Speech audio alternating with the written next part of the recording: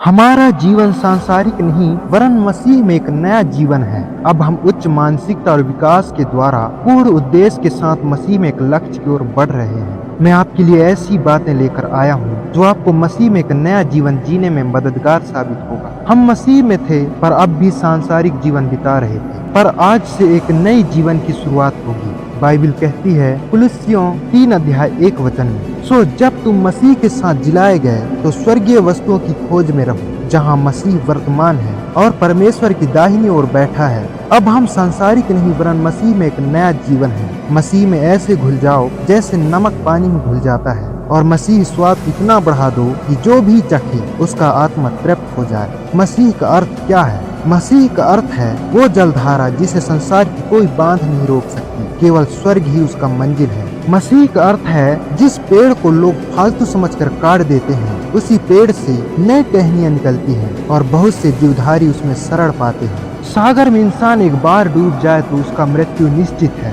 परंतु यीशु मसीह प्रेम का महासागर है। उसके प्रेम की गहराई स्वर्ग से पृथ्वी में समुद्र के तह से भी अधिक गहराई है। जो उसके प्रेम में डूबता है उसकी मृत्यु नहीं परंतु अनंत जीवन को पाता है। उसके लिए स्वर्ग के दरवाजे खुल जाते हैं। तभी तो उसका मजाक उड़ाया गया फिर भी सह लिया, उस पर झूठे आरोप लगाए गए फिर भी सह लिया, उस पर थूका गया, उसको सबके सामने जलील किया गया फिर भी सह लिया, उसको कोड़े मारे गए फिर भी सह लिया, उसे सूली पर चढ़ा दिया गया फिर भी सह लिया, उसके लिए कब्र भी मोल लिया गया। क्या एक इंसान के लिए छोटी सी जमीन भी नसीब नहीं? वो तो परमेश्वर के इकलौता पुत्र है जिसने समस्त ब्रह्मांड को बनाया है। उसी के पुत्र के शव के लिए एक कब्र मोल लिया जाता है। क्या ये सब तुम सहन कर सकते हो? यदि हम में से किसी एक के साथ ऐसा हो रहा होता तो शायद हम बर्दाश्त नहीं कर पाते, पर यीशु मसीह का प्रेम इंसानों को माफ करता रहा। यीशु मसीह अंतिम सांस तक सबको माफ करता रहा, केवल इसलिए नहीं कि मैं स्वर्ग जाऊंगा परंतु इसलिए कि सब लोग स्वर्ग जाएं,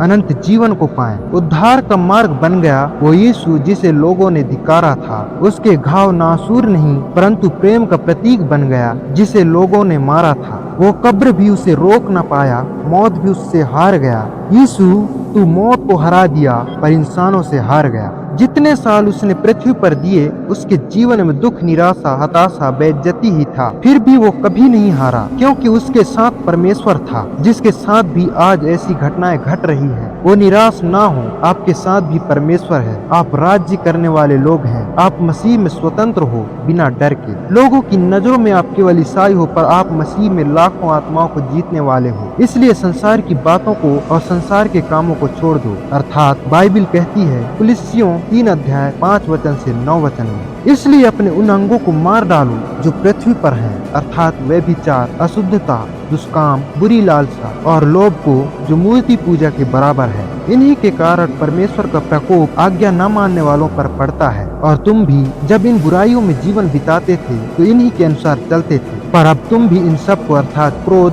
रोष, बैर भाव, निंदा और मुंह से गालियां बकना ये सब बातें छोड़ दो। एक दूसरे से झूठ मत बोलो क्योंकि तुमने पुराने मनुष्यत्व को उसके कामों समेत उतार डाला है। ऐसे कामों को क्यों करना जो मसीही जीवन में अवरोध का काम करते हैं। इन्हीं कारणों की वजह से हम आधा संसार में और आधा मसीह में हैं, आधा संसार का डर और आधा मसीह का। परंतु कब तक? हम सच जान चुके हैं, मसीह में ही अनंत जीवन है, वही हमारा न्याय करने वाला है, उसी के द्वारा हम स्वर्ग राज्य में प्रवेश कर पाएंगे। फिर संसार का डर क्यों? एक अच्छा इंसान बनकर जीने में बुराई क्या है? अपने आप को मसीह के लिए बदल दो, पुराने मनुष्यत्व को छोड़ दो, मसीह में आगे बढ़ो। समय बहुत कम है, बहुत सी आत्माओं को बचाना है, इसलिए अपने आप को बदल दो। जब भी संसार से डर लगे तो नर्क को याद कर लेना और जब भी परमेश्वर से डर लगे तो स्वर्ग को याद कर लेना।